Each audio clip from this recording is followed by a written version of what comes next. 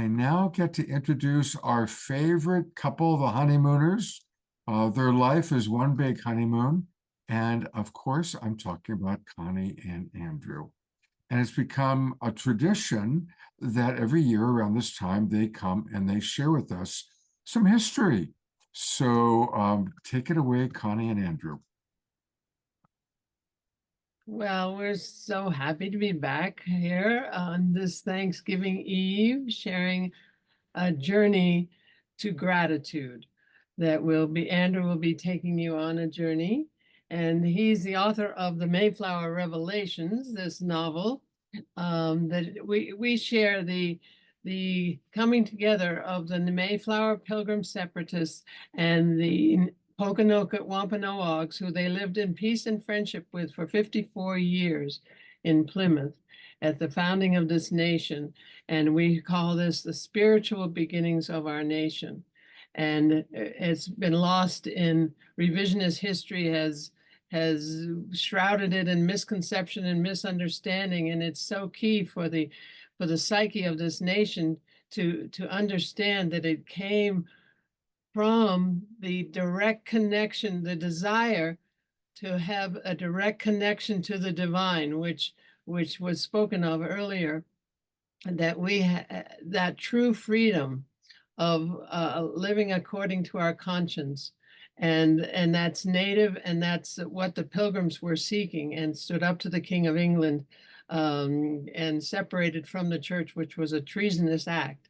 So Andrew's going to take you on a little journey. And first of all, though, we're going to bring a Pokanoket grandmother who's a good friend. We're going to bring her in from a recording we did yesterday to do an opening prayer and song. So you can meet Barbara Mary Kurfis and just settle into your hearts through this native sharing. Hi, Barbara. It's just so great to be with you again this Thanksgiving time, like our ancestors were over 400 years ago. Thank you so much for bringing in an opening prayer and song. And now I'm going to hand you the feather and let you come on. Taniska Nitomp. Hello, friends. In 1621, my ancestor Asamiquan, the Massasoit, and his brother Quataquina, my ancestor grandfather, met with the Pilgrims for the first harvest feast, which is now called Thanksgiving. Also, my ancestor Pilgrim Stephen Hawkins was present on that day. So I walk in two worlds. So with the coming together in friendship, let us pray. Great Spirit, bring us our hearts together in love and understanding as we walk to the future in love and friendship and keeping us together in peace. Amen.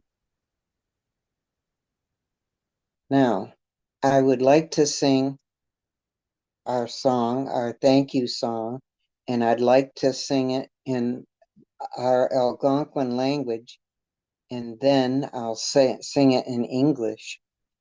And then I have a little something to say at the end.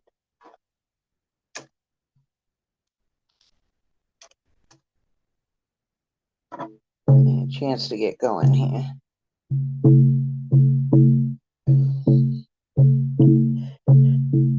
Tabatne uchi akk sa. Tabatne uchi nippy quas wakwas nash.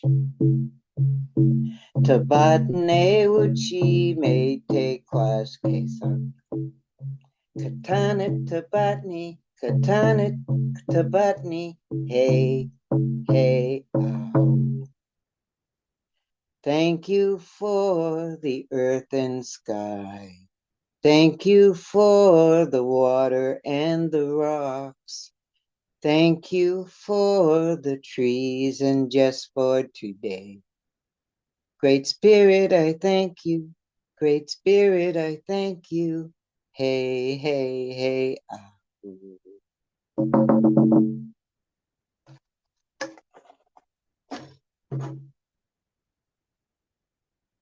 Tabatni Anawan, thank you, all my relations, for coming together in love and with friendship and in peace. Love and blessings for all of us in this coming time. Thank you so much, Barbara. Such a treat to have the Pokanoket people represented here and who were there at that first Thanksgiving and now celebrate unity and oneness and love with the world. Thank you. Thank you. And she is a member, a descendant of the original Native American group who the Pilgrims met when they landed, or actually it was almost 6 months after they landed that they met their first Indian. And she's descended from that little group of people. And she's also descended from one of the Mayflower passengers who landed, Stephen Hopkins. So she, as she says, she walks in both worlds. She carries the blood, those twin bloodstreams, and that goes for an awful lot of people in this country who share European bloodlines and Native American bloodlines that inform their vision of the world. So what I'm going to do is take us on a little shamanic journey through 4 centuries and over many thousands of ocean miles and into the past, starting on, well, I want to ask the question, what was going on at the time when the entire Pilgrim story started? What was going on in England, where they came from, and what was going on over here in America at that time? Today, they call it Turtle Island. I don't really know what they called this continent, but let's call it Turtle Island. What was going on in Turtle Island? Let's go back into, shall we say, the late 1500s, the 16th century. And let's go back in England at that exact time and look at a group of people where radical permanent change was happening in England. It started in the late reign of Queen Elizabeth I. It started at Cambridge University, which is now a very big deal, and it was in existence even then. And it was triggered by the fact that the Bible, for the first time in history, had been translated into English. And all of a sudden, people were reading their Bibles. People had Bibles. You didn't have to go to church and listen to somebody chanting away in Latin or before that Greek. And you have to have an interpreter. You could read it for yourself, which really changed the way people related to the church in particular. So the Church of England was incredibly, what should we say, decadent. There were these large, fat bishops wearing these lush robes, and they lived in these castles, and the whole thing was very, very, shall we say, But also all the princes and peoples round about us have either made suit. Sorry about that, kids. That's one of our little films we were hoping to show. We had actually made these 3 little films, and we were planning to show them. So maybe we can. I'm sending them to Scott so he can show. Maybe Scott can do it. Okay, thanks. The painting behind us here, we stepped aside so that you could actually see the painting, is actually a depiction of the first Thanksgiving, 404 years ago this year. It actually 403 years ago. At 404 years ago, the Mayflower landed. Roughly 9 to 10 months later, they had built these little houses that you see. They had met with the Native Americans. They'd had their first crop. That actually had a successful harvest. And they had a 3-day intercultural celebration. Let's think about this coming together. And I'm going to put the focus on gratitude. Why would they be grateful to come together? in a state of gratitude. Just got to make one little move here. Really helps me. Okay. So let's, I just mentioned what was going on in England. The Bible had been translated into English, and it was triggering a major revolution. The King of England was also the head of the church. He was an absolute monarch. He said off with his head, off came the head. It was literally that kind of situation. You did what you were told, or you paid the price, right? And people started to rebel against that and started to go like, wait a minute. And it was illegal not to go to church. It was illegal to have your own religious prayer meetings in your own home. That was illegal. You could get busted and imprisoned for doing that. It was a time of where these early people, I'm sure you've all heard of the Puritans. So the Puritans were a movement of folks who wanted to purify the church. They didn't want to break away from the church. They wanted to purify it from within.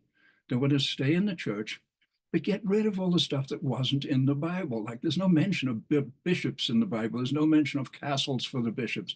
There was no mention of all of that stuff that had just been added on later and was sort of leaching the wealth from the communities, just as had been happening for centuries with the Catholic Church, which they'd broken away from back in the days of Henry VIII. As you can tell, a lot of history here, but I think that the fascinating thing is the Native American story, the American story. It's incredibly nuanced, complex, controversial even. There's a little true, what we say, consensus on the part of historians even. So the various historians of that era, 400 years ago, trying to figure it out, 500 years ago, trying to understand. 500 years ago, here come the French. Here comes Jacques Cartier, okay? And the very beginning of what became the French fur trade happened at that point. So this is really important because the French fur trade triggered competition among the native people for control of the fur trade. Typical human behavior. No, it's ours. We're in charge. We met them first. We met the French. They gave us these guns, and you guys better not try to sell your furs to these people. Go find your own market, right? Competition for the market. So there's that. There's a cast of very colorful characters. I could literally go on for days on the subject. I'll ask this question. Who was the single most important individual in early American history out of everyone? And I'll give you a hint. His name began with the letter N, and he lived in present-day Medford, Massachusetts. And I don't expect you to know because it's barely even in the history books. He was the head of an organization called the Massachusetts, or that we call the Massachusetts Federation. He was the head of the Sagamore, the king, as the English called him, the king. They didn't, he was a king. His name was Nanepashemet. And what Nanepashemet did was he had a military alliance or a mutual protection agreement with a group of people up north who were having a conflict over competition for the French fur trade. And that competition erupted into a war called the Tarratines War. Now, hang on. Anybody here heard of the Tarratines War? Google it, you'll find a lot there, but you can go up to historians of New England and say, tell me what you know about the Tarratines War, and they've never heard of it. It is a piece of history that's either been forgotten or lost or suppressed. It's hard to say which. But what happened is that the Tarratines War broke out between the Tarratines. Today, you will have heard of their tribe. Today, we call them the Micmac. They lived mostly on Nova Scotia. It was too cold up north. The growing season was too short to grow the three sisters, the corn, the beans, and squash, that all of the Native Americans in Turtle Island depended on. So what did they do? What was their survival strategy? They became a raider culture. They came down the coast in the fall at harvest time, And they returned with corn, beans, squash, and beautiful young ladies. Typical behavior, right?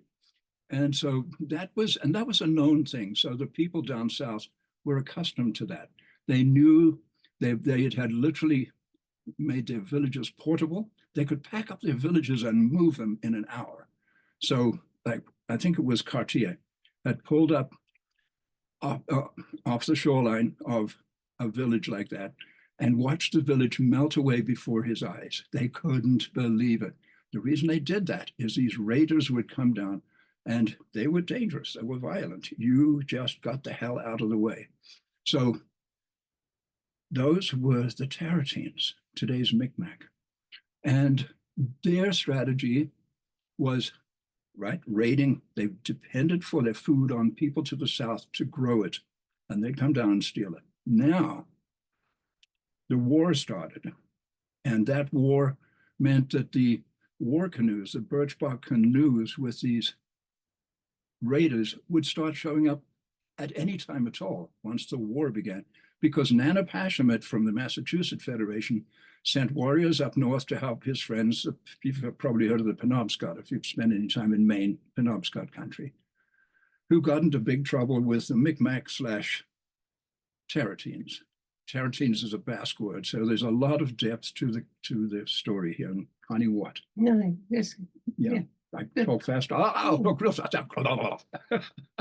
So it's a big, long story, but cut to the basics. A war erupted up north that the Indians from Massachusetts Bay got involved in by sending warriors up to help their friends, their allies. Big mistake from the historical point of view for them, because this war started basically 1607. In 1614, it erupted to another level. 1614 is the year Captain Jack Smith, remember him, of Pocahontas fame? Jack? John. Captain John Smith. Everybody called him Jack. Sorry. Captain John Smith shows up to map one of his English bosses wanted to plant a colony. They called it a plantation. They wanted to plant a colony in the Massachusetts Bay Area. So he shows up. Patuxet, behind us in this picture, is a place called Patuxet. It was called Patuxet then. It was the home of the Patuxet tribe. Today it's called Plymouth, Massachusetts. Does that ring a bell? And normally at this time of year, where are we? We're in Plymouth, Massachusetts. We go every year. This is very unusual for us to be here in Colorado. So Smith shows up and he's taking notes. He's doing estimates. He says Patuxet has approximately 2,000 warriors. 2,000 warriors, that means probably 5,000 people. It was a pretty significant community. But little did he know, up to the north, this trouble was brewing because these warriors had ceased to come down in the harvest season, were coming down at any time at all and getting seriously violent with whoever they found. They were looking for Nanapashamet, and they couldn't find him. He was very, very well hidden.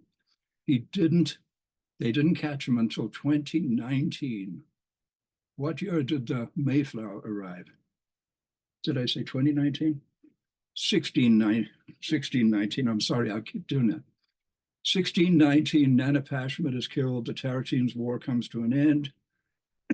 But something horrible has happened in the entire coastal region, all the way from Maine down to Cape Cod. It didn't go further south. It didn't get down to present-day Rhode Island.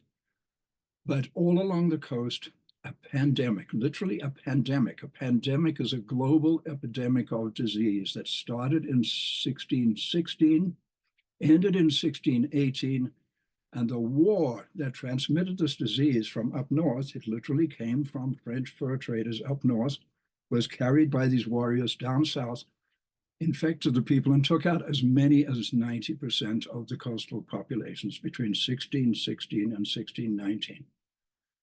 So that's what's going on this side of the pond.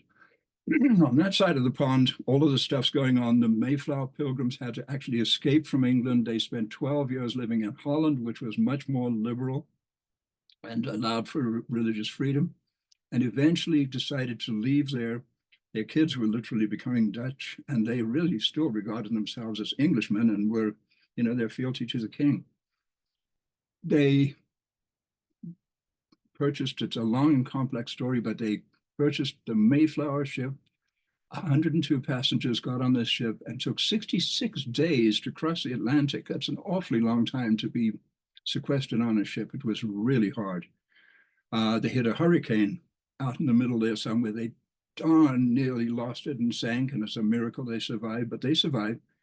And in November of 1620, they pulled into what we would today call Cape Cod, the Cape Cod area, around about Provincetown. Provincetown? Yeah, Cape Cod. So, and then they did some exploration. And when they found this place that they decided to settle, of which there's a painting directly behind me and Connie here, they came ashore and they found on the shore skulls on the waterline. They found unburied skeletons. Something terrible had happened. And remember that the information they had was that there were 2,000 warriors in this place. Now there was nobody. Anybody ever hear of Squanto? Squanto was actually a Patuxet, and he was one of the very few survivors. And the reason for that is he had either gone to England of his own volition, or he'd been captured and taken to Europe. There's controversy about that. But he spoke English, he liked the English, and remember, this is about gratitude. So think about the Indians who survived this incredible pandemic between 1616 and 1618. And just imagine losing 90% of your community. Think about your feelings, think about your emotions, right? It was a very, very difficult time for the Native American survivors. The Mayflower folks made it over intact, but when they landed, they did not meet any Indians. There wasn't a welcoming committee of Indians to say, welcome Englishmen. That happened in the spring, on the spring equinox of 1621. Instead, they came ashore. It was a mini ice age. It was incredibly cold. And the Mayflower could not get within half a mile of the beach because today it's dredged. There's a replica of the Mayflower. It's right there.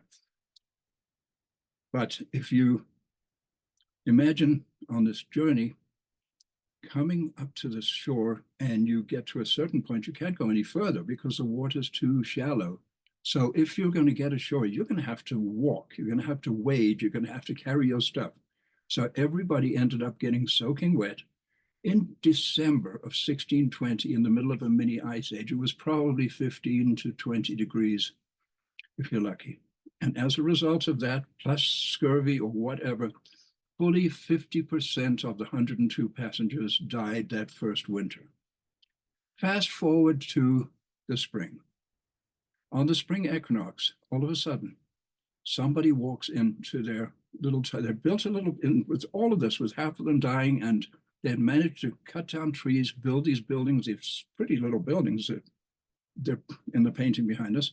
There's replicas of them, so we know them really well.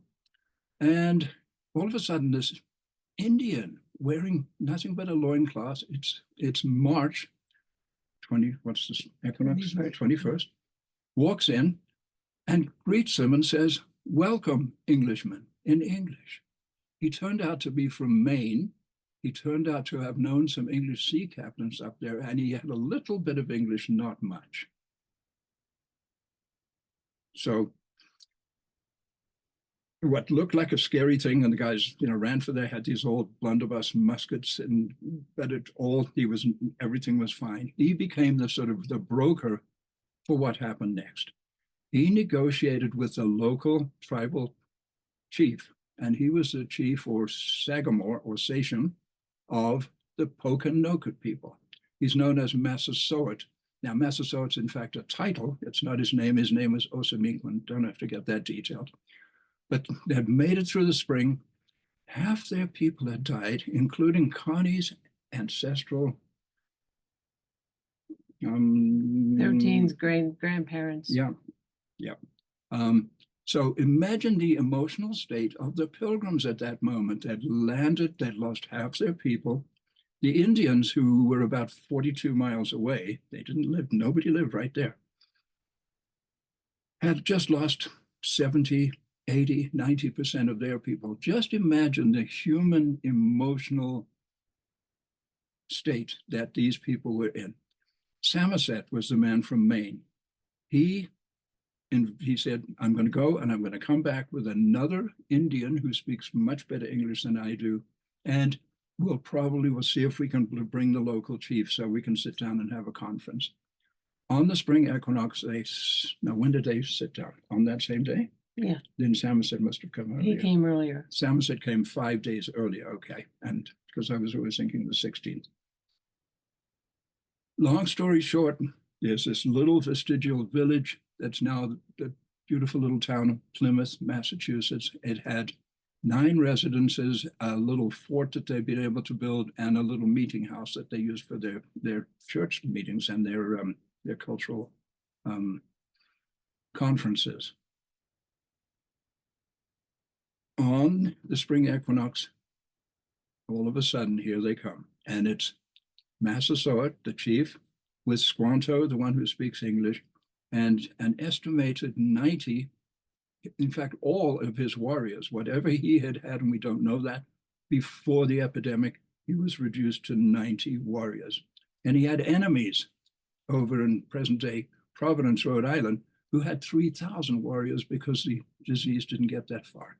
Think about his situation. He was desperate. He was heartbroken. He really needed something. And all of a sudden, this boat and these English people show up. And the English people had just lost half their people. Imagine this coming together where it was done in a friendly manner. They sat down, they spoke. They kissed. They kissed. Yeah, that classic English thing of, I take your hand and I kiss your hand and I bow to you. They did something like that, apparently, according to because this was all documented and written down by the English. Long story short, the Massasoit said, "You're welcome here," and a relationship began. And that was literally on the spring equinox of 1621, the first Thanksgiving, as we now call it. That was a mutual protection treaty. They signed the 6-point. There's six points, and it was mostly, you could call it a mutual protection treaty. If any of yours, and if you get into trouble, we're going to come help you. If we get into trouble, you're going to come help us. And a bunch of very, very simple little things, 6 points.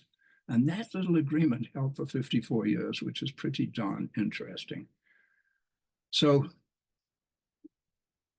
go from March 21st to sometime, when's harvest time? When's the harvest moon? And sometime in mid to late September, I would guess, is when the first Thanksgiving occurred. Squantum had taught them how to plant Indian corn because they didn't know Indian corn. They were farmers and knew the land, but didn't know Indian corn, and he had taught them that. Well, there was a technique that they used where they caught fish in the town brook and put these little fish in a mound, and the fish became the fertilizer for the corn as it grew. And as the corn grew, the beans grew up the corn, and then the squash put out these big leaves and sheltered the mound and prevented it from drying out in the sun. It was the Three Sisters. Genius, what's known as the Three Sisters.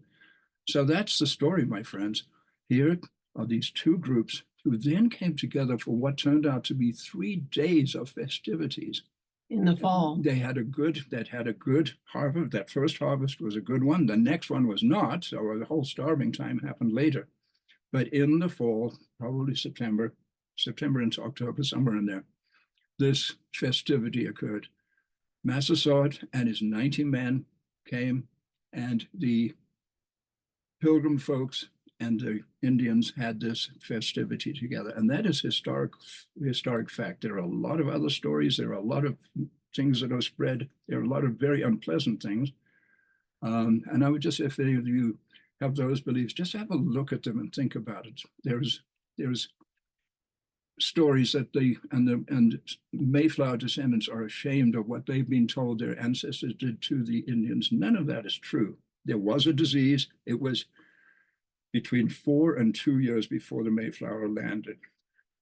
Thank you. I want us to imagine the gratitude of these two groups coming together like that. It was a moment of gratitude. It wasn't called Thanksgiving, but everybody, the Indians had a harvest festival. In England, you have harvest festivals. In Holland, where they just come from, there were major harvest festivals. It's a normal thing for humans to give thanks to God for their abundance. Okay? Yeah, sweet. So just the gratitude that was there, and just to touch base with that, and to be inspired by this coming together of these cultures in this amazing situation, and just for today, in this time of polarization and differences, to be inspired by the fact that these folks came together, and in fact they were spiritually aligned. The Pilgrims were seeking this ability to relate directly to the divine, and that ultimately that we would have a society based on that. And that's what the native way is. The native way is the direct connection to the divine. And so we call this the spiritual beginnings of this nation. And it's just so important to bring in the native piece of this puzzle, because the whole native way is so important for the future of humanity. And we spend a lot of time bringing that forth, is their connection to the oneness and sacredness of all life. And the Pilgrims were aligned with that, and gratitude for all that is. So we just want to be sure people have access to that inspiration, that time, because inspiration can take us to great heights, higher frequencies. Okay, so it's so key for the psyche of this nation, because when you're ashamed of your beginnings, you're in a lower vibration, a lower frequency. When you're inspired, oh my goodness, we did it once, we can do it again. Yes. And we can get to this high level of connection to the divine, and act from that place. So that's our process. We're in process, and we're doing a great job. And let's just keep at it. Thank you so much. I want to comment, and I'm also going to read a couple comments. Mark Danisovsky writes, "This is the most detailed, legitimate Thanksgiving story I've ever heard. Beautifully told by Andrew and Connie. The sense of celebration is visceral." And AJ and Thomas write, "This was fascinating. Thank you." And I do appreciate the compassionate part of how the Mayflower people were so emotionally suffering, and the surviving Native Indigenous people were, so also suffering. So, two different cultures coming together in suffering, that really touches my heart. I have downloaded that short video. Does it make sense to still show it? Well, if there's time, did you see the other one of Winslow and Donahue? I sent you that. I have the one that I have, Connie, is what you sent me the link. Peaceful Times in the Plymouth Paradigm. That's the one that I've got ready to show. Yeah, Okay, you can good. show that Yeah, one. That'd be good. Then that's taken, what's being spoken is taken from the diary of the Pilgrim people. Okay, great. Here we go. Wonderful. We have found the Indians very faithful in their covenant of peace with us, very loving and ready to pleasure us. We often go to them, and they come to us. Some of us have been 50 miles by land in the country with them. Not only the greatest king amongst them, called Massasoit, but also all the princes and peoples round about us, have either made suit unto us, or been glad of any occasion to make peace with us, so that 7 of them at once have sent their messengers to us to that end. So that there is now great peace amongst the Indians themselves, which was not formerly, neither would have been but for us. and we for our parts walk as peaceably and safely in the wood as in the highways in England. We entertain them familiarly in our houses, and they as friendly bestowing their venison on us. As an American Indian, and I look back at these days of our first history, I just think it's a shame that the Plymouth paradigm did not endure. The Plymouth paradigm, as I understand it, was based on the idea of sharing, and everything was inclusive. Indians were not left out. They were part of the process, and they felt free to make themselves part of the process. Wow. Thank you. Thank you very much. Were you guys able to see that? No, we did not see the image. We didn't see Betty Donahue, but that's okay. You heard her message. She's a Cherokee scholar who wrote a book on the Pilgrims and the Indians, and she really studied the linguistics. That's her focus, and really has a profound understanding. So she's a very positive. There's a lot of anger and a lot of misunderstanding, but she really loves and is like a peace promoter of this relationship. Well, her book was Bradford's Indian Book. She actually shows the influence of the native people on William Bradford, who wrote of Plymouth Plantation, which is in fact the first literary piece of American literature. So anyway, there's that whole perspective of seeing the collaboration and what we call the first great synthesis between Europeans and the American Indian, and the giving birth to the American mind, spirit, and democracy. It's a big deal. Thank you both so much. Of course, they've written a wonderful book. We put that link in, and I want to take people to the GoFundMe. Most of you know the story that they had $5,000 stolen from them. And so our goal is to raise 5,000. So many of our Global Peace Tribers have already donated. Thank you, Jerry and Dia. And oh my gosh, I mean, look at all the Global Peace Tribers. Look how close we are. And I just want to thank everybody. Yeah, talk about gratitude. Gratitude and the attitude. Gratitude to you, Scott, and to all who donated, and to all of this community. We love you so much. We would be in severely dire straits if it weren't for your generosity and love. The bank is being very, shall we say, non-cooperative with getting us the money back. So thank you. Well, all you are and do, and your love for us. A little bit more to get them over the top to that 5,000 mark. We're really close. And the books are actually in the chat that they just put in. Connie and Andrews put it back in again. Thank you very much. We love you so much. And may you enjoy a beautiful Thanksgiving. And thank you for giving us that beautiful incentive. And I'm going to bring up our co-host, Tangela. Tangela, what stands out for you, and what you just learned from them?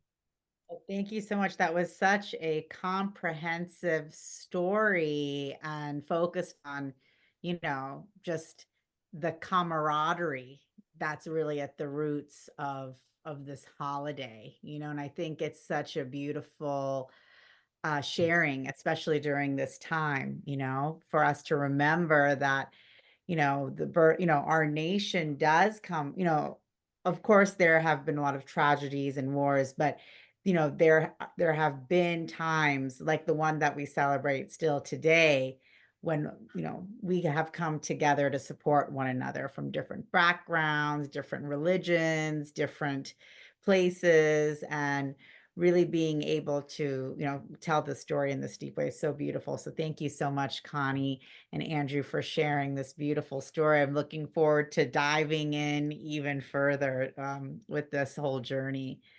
So thank you so much. Beautiful. Thank you, Tangela. Thank you, Connie and Andrew.